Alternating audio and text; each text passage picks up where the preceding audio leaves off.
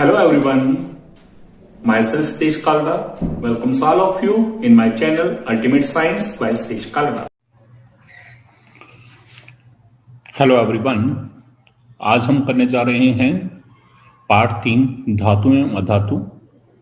इसका टॉपिक है धातुओं के रासायनिक गुण।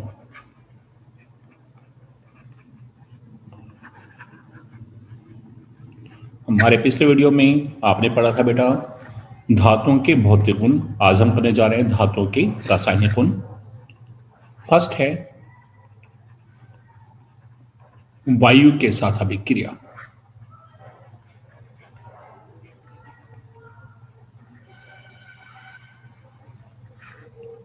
वायु के साथ अभिक्रिया, जिस समय धातुएं वायु के साथ अभिक्रिया करती हैं तो वायु में उपस्थित ऑक्सीजन गैस के साथ अभिक्रिया करेंगी और वे धात्विक ऑक्साइड बनाती हैं। धात्विक ऑक्साइड बनाती हैं। उदाहरण जैसे कॉपर धातु ऑक्सीजन के साथ अभिक्रिया कर रही है, यह बना रही है CuO। CuO को हम बोलते हैं कॉपर ऑक्साइड। यह काले रंग का पदार्थ है।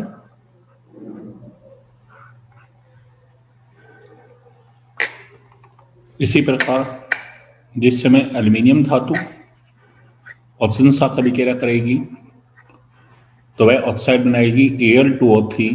इसे बोलते हैं एल्युमिनियम ऑक्साइड। एल्युमिनियम ऑक्साइड का एक और नाम बॉक्साइट है।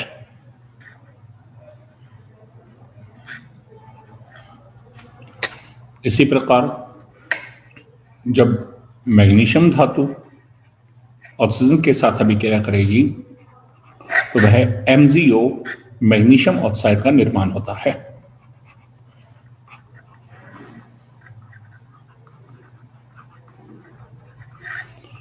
इस प्रकार धातुएं ऑक्सीजन के साथ अभिक्रिया करके मेनली ऑक्साइड बनाते हैं, लेकिन धातुएं ऑक्सीजन के साथ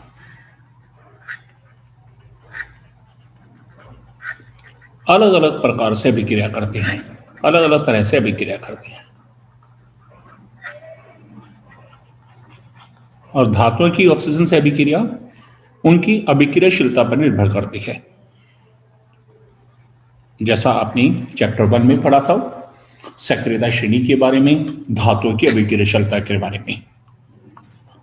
तो हम देखते हैं, हम जानते हैं सोडियम और पोटाशियम ये दो धातुएं बहुत ही अधिक अभिक्रियाशील हैं। तो सोडियम और पोटाशियम धातु, सोडियम धातु और पोटाशियम धातु,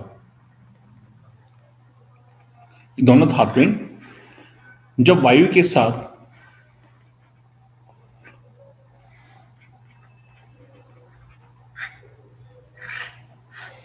या हम ये कहेंगे जब सोडियम और पोटाशियम धातुओं को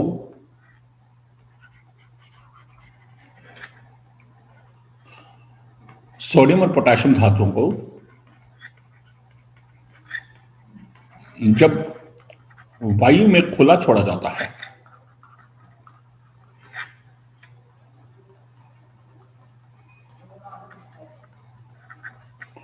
तो ये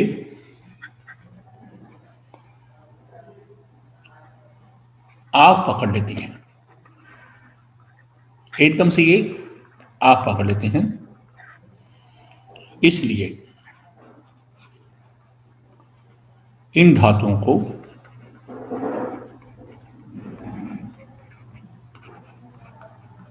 केरोसिन के तेल में, केरोसिन का तेल क्या है? मिट्टी का तेल। केरोसिन तेल में डुबो कर रखा जाता है।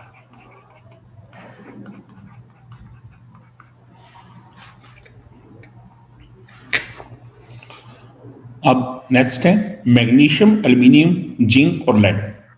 ये धातुएं सोडियम और पोटेशियम के मुकाबले में क्या हैं? कम अभिक्रियाशील है। मैग्नीशियम, एल्यूमिनियम, जिंक और लेड, ये धातुएं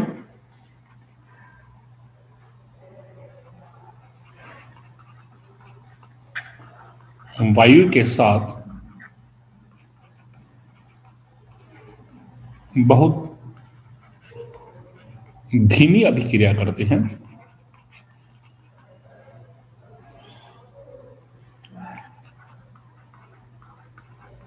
क्योंकि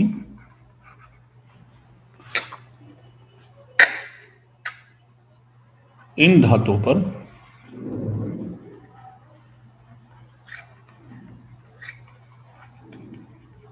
ऑक्साइड की एक परत चढ़ी होती है।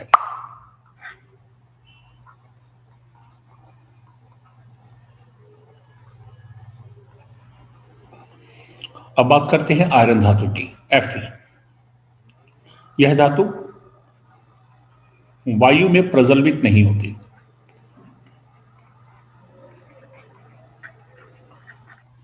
लेकिन यह धातु ज्वाला में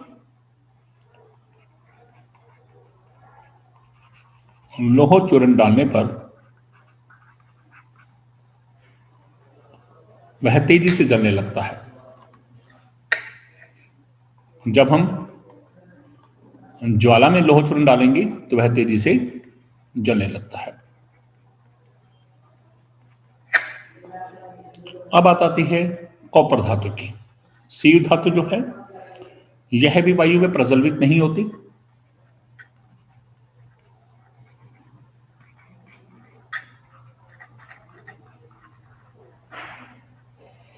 लेकिन इस पर कॉपर ऑक्साइड की एक परत चढ़ी होती है।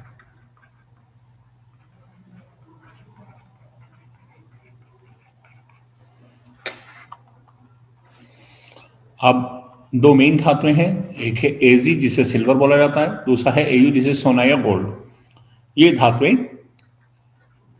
बहुत ही कम अभिक्रियाशील है, तो ये धातुएं ऑक्सीजन के साथ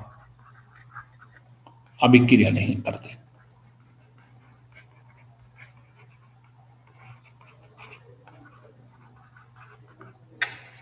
इस प्रकार धातुएं ऑक्सीजन के साथ अभिक्रिया करती हैं, लेकिन उनकी अभिक्रिया करने की परिस्थितियां अलग अलग होती हैं।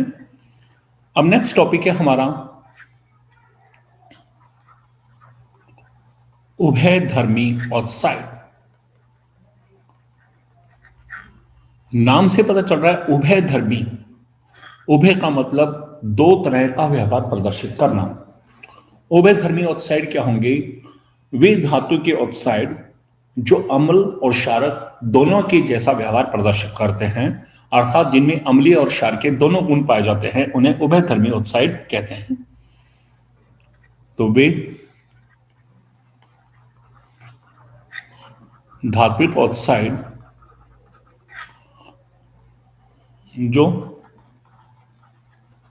अम्ल और क्षारक दोनों के साथ अभिक्रिया कर सकते हैं, करते हैं, और लवण और जल उत्पन्न करते हैं। ये धात्विक ऑक्साइड ऐसे हैं जो अम्ल और क्षारक के साथ अभिक्रिया करेंगे, लवण और जल उत्पन्न करेंगे। इसका उदाहरण है हमारे पास Al2O3। अब जरा देखेंगे कि ये अम्ल और क्षारक के साथ किस प्रकार अभिक्रिया करेंगे। सबसे पहला हम देखें अम्ल के साथ अभिक्रिया।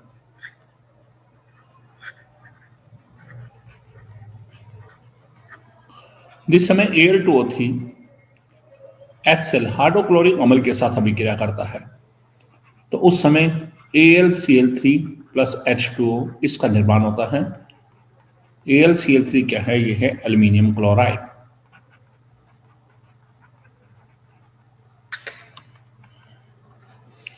अब एल्यूमिनियम क्लोराइड का एक लवण है और हम जानते हैं HCl का है अम्ल है और H2O क्या हो गया, जल।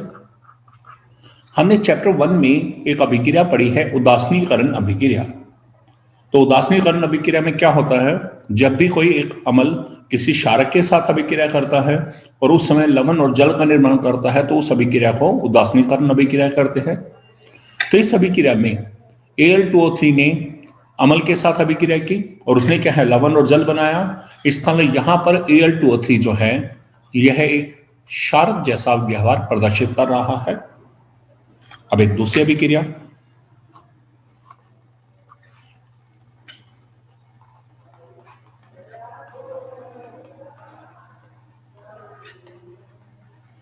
क्षारक के साथ अभिक्रिया। जिस समय Al2O3 NaOH क्या है, सोडियम हाइड्रोक्साइड, इसके साथ अभिक्रिया करता है तो ये बनाता है NaAlO2 प्लस H2O। NaAlO2 को बोलते हैं सोडियम एल्यूमिनेट और ये भी क्या एक लवण है, ये भी क्या एक लवण है। और हम जानते हैं NaOH क्या है, सोडियम हाइड्रोक्साइड, ये क्या है क्षारक, और H2O जल। तो उदासीनीकरण अभिक्रिया में क्या होता है, एक अम्ल क्षारक साथ मिलकर लवण और जल बनाता है। तो इस समय Al2O3 एक अम्ल के जैसे बिहेव कर रहा है, एक अम्ल की तरह व्यवहार कर रहा है। तो आप देख रहे हैं Al2O3 अम्ल के साथ भी अभिक्रिया कर रहा है और क्षारक साथ भी। जब यह अम्ल के साथ अभिक्रिया कर रहा है तब यह क्षारक के रूप में बिहेव कर रहा है, व्यवहार प्रदर्शित कर रहा है। और जिस समय क्षारक के साथ अभिक्रिया कर रहा है उस समय यह अम्लीय गुण को प्रदर्शित कर रहा है। तो ऐसे धात्विक ऑक्साइड को जो अम्ल और क्षारक दोनों साथ अभिक्रिया करके लवण और जल बनाते हैं उन्हें हम क्या बोलते हैं, उभयधर्मी ऑक्साइड। और यह था हमारा फर्स्ट रासायनिक गुण, धातुओं की वायु के साथ अभिक्रिया। अब दूसरा रासायनिक गुण है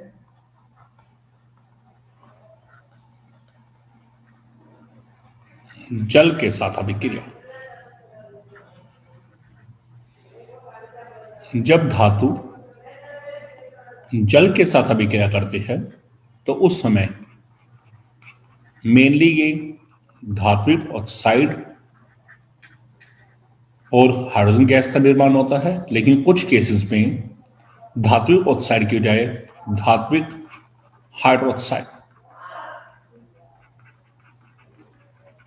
इसका निर्माण भी हो सकता है। परंतु यदि पहली परिस्थिति में धात्विक ऑक्साइड यदि बन रहे हैं तो यदि उस धात्विक ऑक्साइड को आगे हम जल से दोबारा अभिक्रिया करते हैं तब वह भी क्या है, धात्विक हाइड्रोक्साइड बनाता है। और धात्विक हाइड्रोक्साइड क्या है, क्षारक। क्या है वो, क्षारक।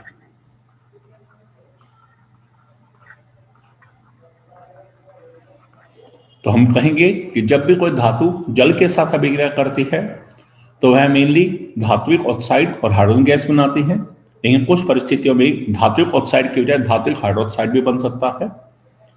और धात्विक ऑक्साइड आगे फिर दोबारा जल से अभिक्रिया करके धात्विक हाइड्रोक्साइड का निर्माण करते हैं और धात्विक हाइड्रोक्साइड क्या है, क्षारक है। अब हम जानते हैं विभिन्न धातुओं की अपनी अलग अलग अभिक्रियाशीलता है, तो इस वजह से धातु जल के साथ अभिक्रिया करके धात्विक ऑक्साइड या धात्विक हाइड्रोक्साइड बनाएंगे। लेकिन क्या अभिक्रिया होगी, आप जरा ध्यान कीजिएगा। सबसे पहले सोडियम, पोटाशियम और कैल्शियम धातु इतनी ज्यादा अभिक्रियाशील हैं कि ये ठंडे जल के साथ भी अभिक्रिया करती हैं।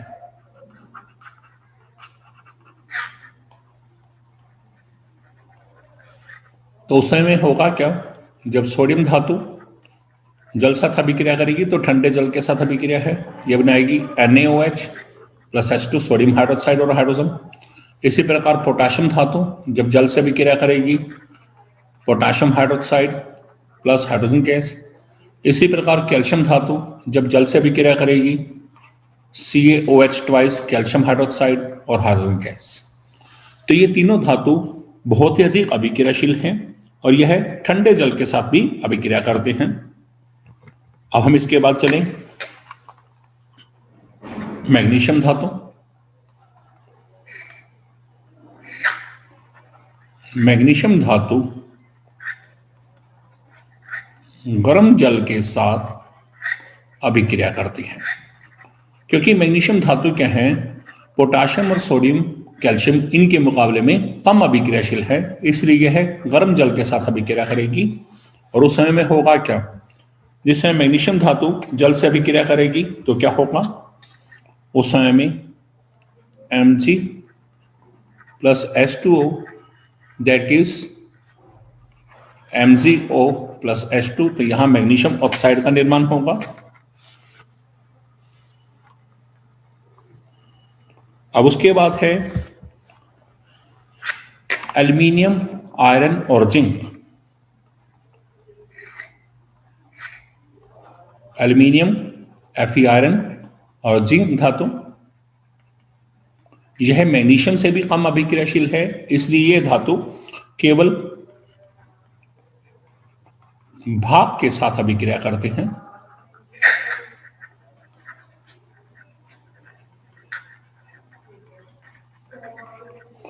और उस समय में जहां भी क्या है, धात्विक ऑक्साइड और हाइड्रोजन गैस बनेगी। जैसे हम उदाहरण दे रहे हैं Fe जब H2O के साथ मिलेगा ये बनेगा Fe3O4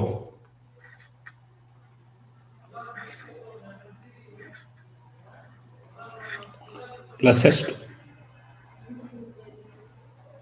तो उस समय यह अभिक्रिया होगी।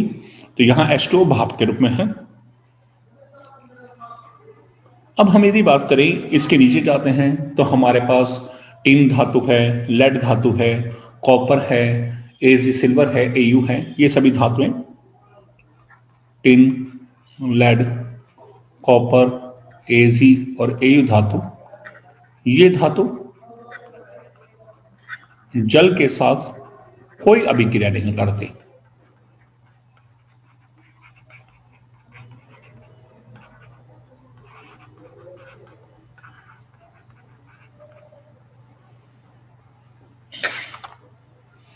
अब यहां एक पॉइंट और एक्स्ट्रा बताने का है, कैल्शियम और मैग्नीशियम धातु इनके अंदर एक खास फीचर क्या है, और खास फीचर क्या है, जिस समय कैल्शियम धातु और मैग्नीशियम धातु जल के साथ अभिक्रिया करती हैं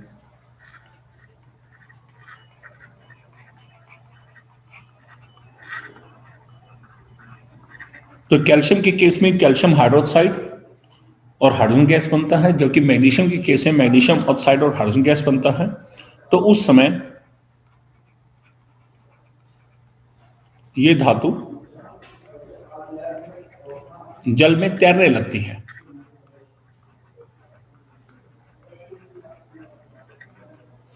ऐसा क्यों होता है कि ये धातु जल में तैरने लगती हैं? क्योंकि इन दोनों के धातुओं की जल के साथ अभिक्रिया के दौरान हाइड्रोजन गैस बनती है, और हाइड्रोजन गैस जो है उसके बुलबुले धातु के साथ चिपक जाते हैं, क्योंकि हाइड्रोजन गैस जिसे हम H2 गैस बोल रहे हैं, H2 गैस के बुलबुले धातु के साथ चिपक जाते हैं।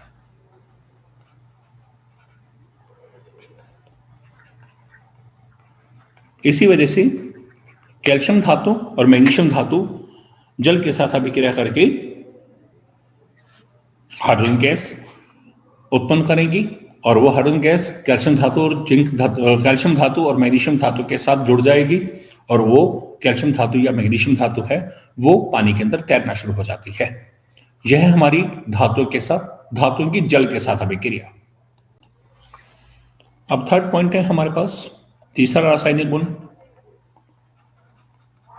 धातुओं की तनु अम्लों के साथ अभिक्रिया।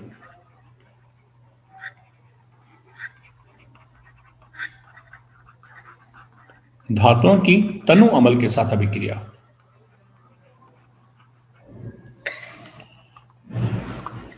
तो हम जानते हैं अभिक्रियाशीलता के आधार पर धातुएं कई प्रकार की हैं, बहुत अधिक अभिक्रियाशील, कम अभिक्रियाशील, उससे भी कम अभिक्रियाशील, और जो हाइड्रोजन से नीचे है वो सबसे कम अभिक्रियाशील है। तो आपने चैप्टर 1 में पढ़ा है सक्रियता श्रेणी के बारे में।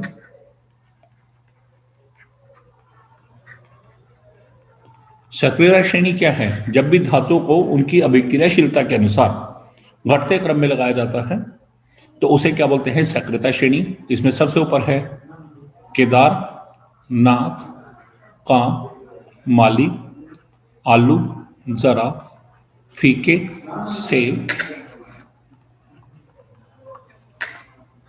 पकाता है और फिर चा, CH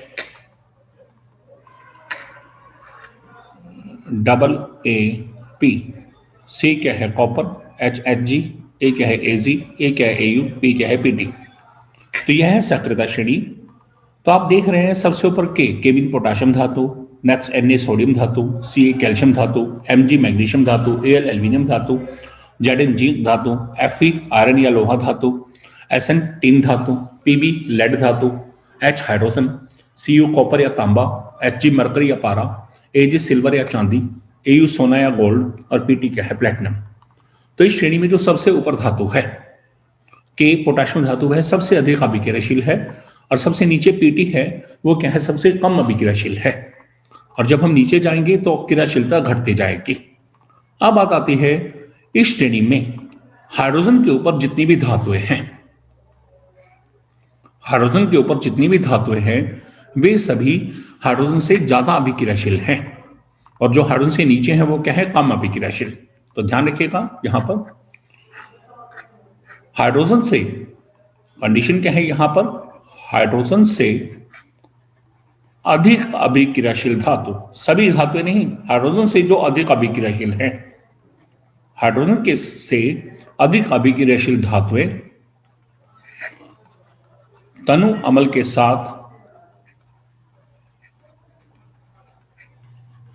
अभिक्रिया करके लवण और हाइड्रोजन गैस का निर्माण करती हैं। तो होगा क्या? जो हाइड्रोजन से नीचे हैं जैसे Cu है, Hg है, Az है, Au है, Pt है, ये सभी हाइड्रोजन से कम अभिक्रियाशील है तो ये तनु अम्ल के साथ अभिक्रिया नहीं करेंगी। केवल हाइड्रोजन से ऊपर वाली जितनी भी धातुएं हैं वही अभिक्रियाशील, वही क्या है? तनु अम्ल के साथ अभिक्रिया करेंगी। तो इसलिए हम ये नहीं कहेंगे कि सभी धातुएं तनु अम्ल के साथ अभिक्रिया करते हैं। तो आप केवल हाइड्रोजन के ऊपर वाली सक्रियता श्रेणी में जो हाइड्रोजन से ऊपर अभी धातु है वही अभिक्रिया करेंगे। तो जब धातु तनु अम्ल से मिलेगी तो उस समय क्या होगा? लवण का निर्माण होगा, साथ में हाइड्रोजन गैस। अब उदाहरण देखिएगा, जैसे हम बात करते हैं Zn धातु, जिंक धातु है, हाइड्रोजन से ऊपर है, तो जिस समय एक्सल साथ अभिक्रिया करी तो इसने क्या बनाया? ZnCl2 plus H2, zinc chloride plus hydrogen gas. इसी प्रकार Mg मैग्नीशियम धातु है, इस समय इसने सल्फ्यूरिक अम्ल साथ एक्शन किया, MgSO4 plus H2, magnesium sulphate और हाइड्रोजन गैस। इसी प्रकार एल्यूमिनियम धातु है, HCl से अभिक्रिया किया, AlCl3 प्लस हाइड्रोजन गैस। और आपको बताया है कॉपर धातु है, Ag है, Au है, Hg है और प्लेटिनम। ये धातुएं तनु अम्ल के साथ कोई अभिक्रिया नहीं करती।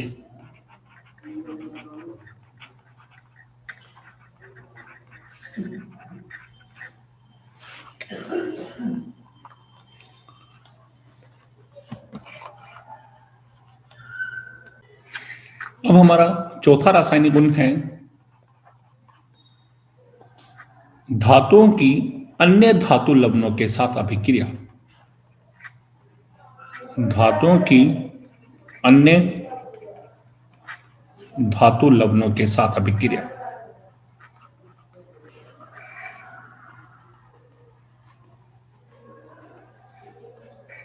कोई भी धातु जब अपने अन्य धातु लवण के साथ अभिक्रिया करेगी तो क्या होगा? यह हमारी वही है विस्थापन अभिक्रिया जो हमने पाठ 1 में पढ़ी है। होगा क्या? एक अधिक अभिक्रियाशील धातु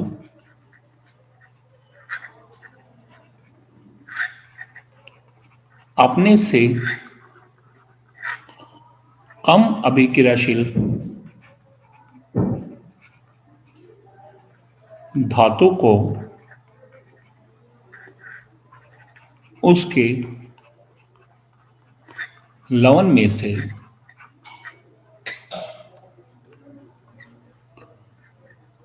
विस्थापित कर देती है।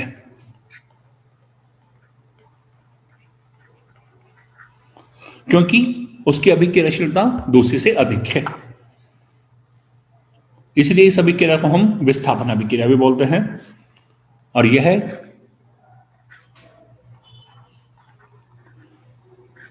अभिक्रिया धातुओं की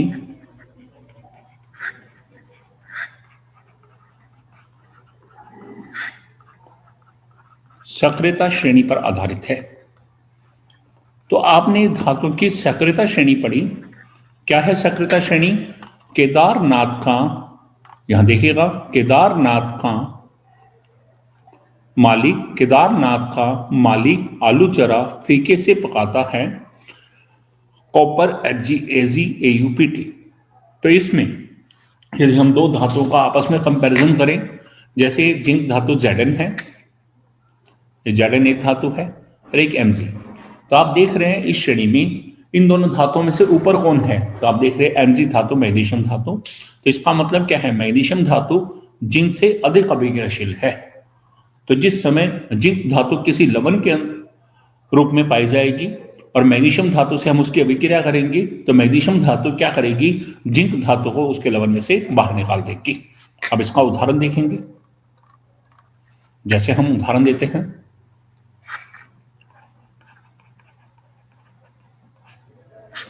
हमने लिया Fe प्लस CuSO4। Fe धातु लोहा धातु है, CuSO4 कॉपर सल्फेट, यह कॉपर धातु का विलीन है, या ये कहेंगे कॉपर धातु का लवण है। अब हमें कंपैरिजन क्या करना है, तुलना क्या करनी है? Fe और Cu में से कौन अभिक्रियाशील है, कौन अधिक अभिक्रियाशील है? तो हम Fe और Cu का कंपैरिजन करेंगे उस श्रेणी में से। आप जरा देखिएगा, मैं डॉट लगा रहा हूं, ये है Fe, ये है Cu। इन दोनों डॉट्स में से ऊपर कौन है? Fe। इस तरह Fe धातु Cu से अधिक अभिक्रियाशील है। तो Fe धातु Cu से अधिक अभिक्रियाशील है, तो Fe धातु क्या करेगी? कॉपर सल्फेट के विलयन में से कॉपर धातु Cu को बाहर निकाल देगी और खुद जाके जुड़ जाएगी। तो उस केस में क्या होगा? Fe जाएगी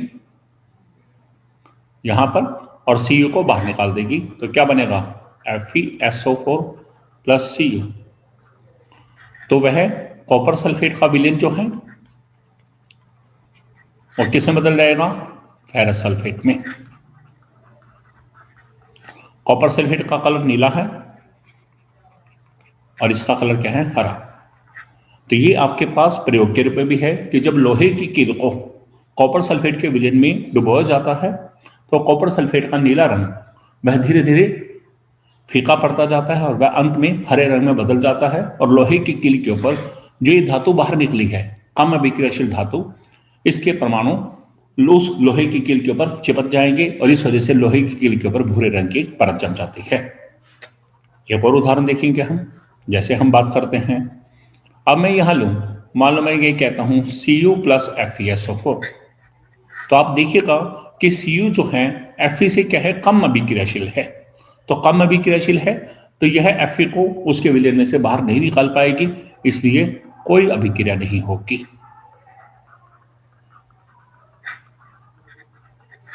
तो यह है धातु की अन्य धातु लवणों के साथ अभिक्रिया। Hope you learned a lot from my video. If you like my video, then you can share, comment my video and subscribe my channel Ultimate Science by Steve Kalda.